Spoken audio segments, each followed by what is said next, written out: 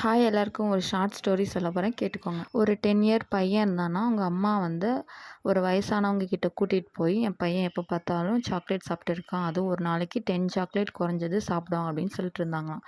அதுக்கு அந்த பெரியவர் வந்து, நீ இன்னைக்கு கூட்டிகிட்டு போயிட்டு ஒரு 10 டேஸ் கழித்து கூட்டிகிட்டு வா அப்படி சொன்னாங்களாம். அந்த மதரும் சரி ஓகே சொல்லிட்டு 10 டேஸ் கழித்து கூட்டிகிட்டு போனாங்களாம். அப்போ அந்த பெரியவர் சொன்னாராம், 10 டேஸ்க்கு அப்புறம் நீ பாருப்பா, இனிமேல் இந்த சாக்லேட் சாப்பிடக்கூடாது, சாக்லேட் சாப்பிட்டீங்கன்னா வாயில் பூச்சி வரும், புண்ணு வரும் அப்படின்னு சொன்னாங்களாம். அதுக்கு அந்த பையனோட அம்மா கேட்டாங்களாம், ஏன் நீங்கள் இதை முன்னாடியே சொல்லியிருக்கலாமா, ஏன் 10 டேஸ் கழித்து கூட்டிகிட்டு வர சொன்னீங்க அப்படி கேட்டாங்களாம். அதுக்கு அவர், நானும் 10 சாக்லேட் டெய்லி சாப்பிடுவேன் அப்படின்னு சொன்னாங்களாம். அதனால தான் நான் வந்து ஃபஸ்ட்டு என்னை கண்ட்ரோல் பண்ணிக்கிட்டேன். என்னை கண்ட்ரோல் பண்ணிட்டு தான் நான் அடுத்தவங்களுக்கு அட்வைஸ் பண்ண முடியும். ஏன்னா நான் மிஸ்டேக்கை வச்சுக்கிட்டு நான் அடுத்தவங்களுக்கு அட்வைஸ் பண்ண முடியாது அப்படின்னு சொன்னாராம். அந்த பெரியவர் யாருன்றதை உங்களுக்கு தெரிஞ்சால் கமெண்ட் பண்ணுங்கள். அவர் வந்து நேஷ்னல் லீடர். இது ரியலாகவே நடந்த ஸ்டோரி தான். அதில் வந்து சாக்லேட்டுக்கு